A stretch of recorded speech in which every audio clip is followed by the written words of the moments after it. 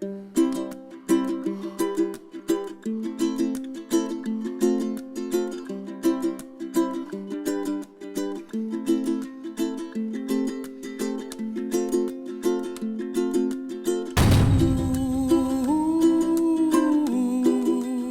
up, airplane collectors? Welcome to a new episode of Model Airplane Showdowns.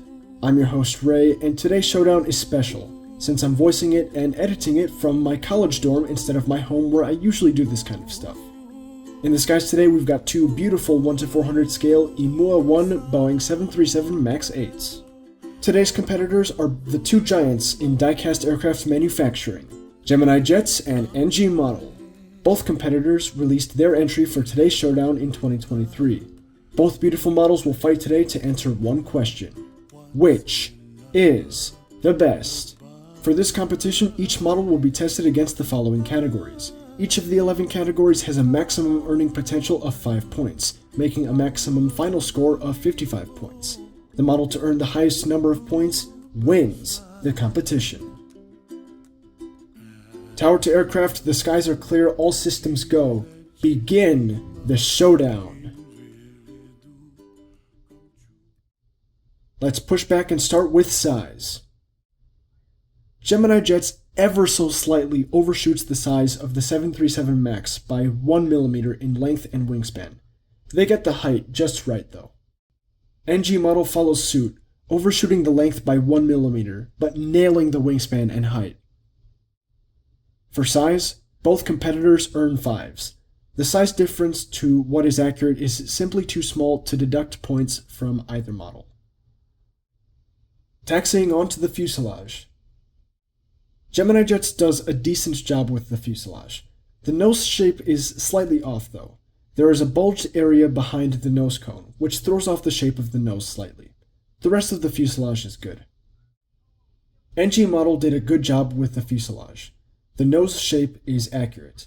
The rest of the fuselage is accurate as well.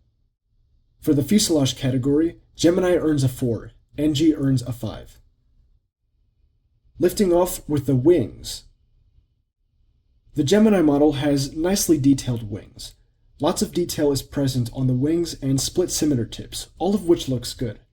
The catch comes with the wing assembly. The left wing is bent higher than the right wing. The wings on the NG model feature lots of detail as well, although some of it is slightly filled with paint. Thankfully, the wing flex is symmetrical. For the wings, Gemini earns a 4, NG earns a 5. Staying on course with the vertical stabilizer. Both models have decent vertical stabilizers. Where Gemini's model suffers is the lack of a gap between the fuselage and the rudder. The vertical stabilizer separates from the fuselage at the rudder on the real aircraft. The NG model is missing a small peg in the recessed panel line detail for the rudder.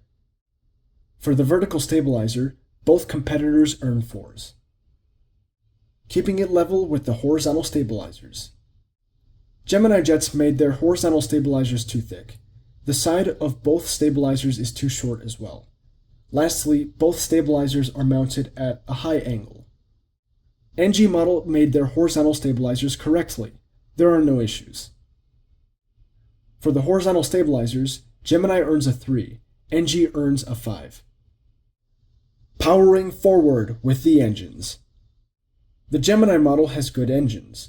They are slightly crude with paint and detail application, but nothing major. The detail that is present is accurate and well done. On the right engine pylon, there is a paint splatter though.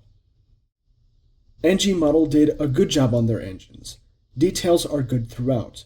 However, there is a missing section of silver paint on the undersides of the engine pylons. For the engines category, both competitors earn 4s. Let's talk about aerial details. Gemini Jets was clearly out of town when the aerial details were placed on their model. There is a sizable gap between the sat dome and the fuselage. To make matters worse, Gemini made no effort to put any antennae on the bottom of the aircraft.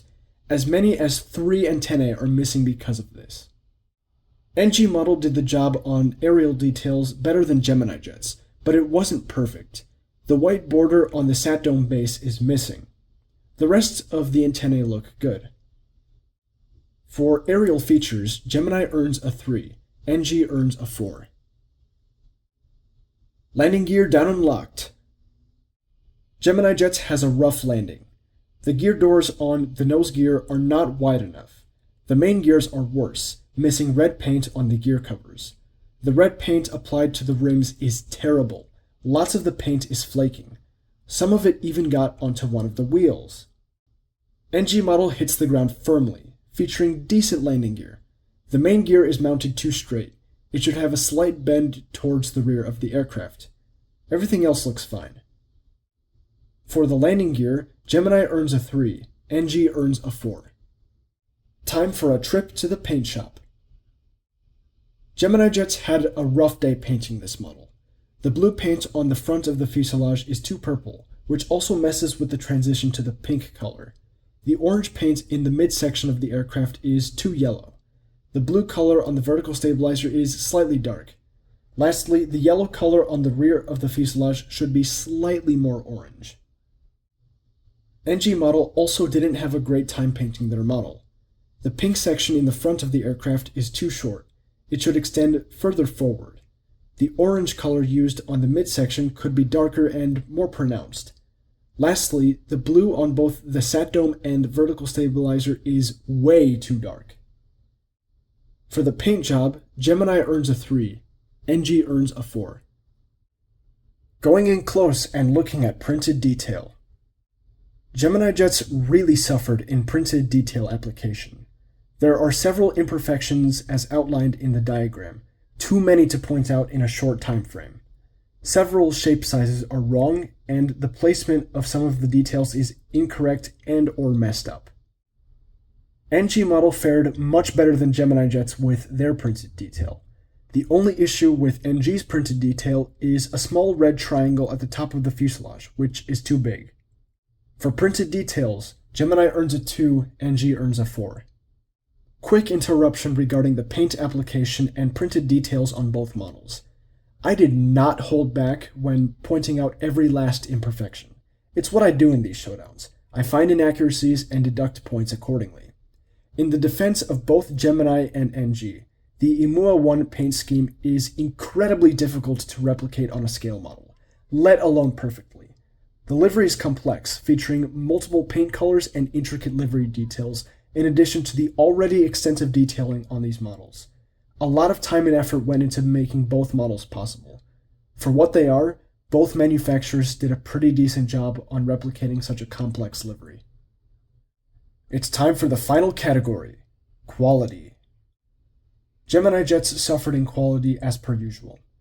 Paint imperfections across the model in the form of chips, flaking, and spilling onto other parts testified to bad fine detailing quality. The asymmetric wing mounting also points to lackluster assembly quality control. NG did a good job on their quality control. Detail application was consistent, even with its inaccuracies. Where NG suffered was assembly quality. The vertical stabilizer of the model seen today was originally glued in place too high. For quality, Gemini earns a 3, NG earns a 4.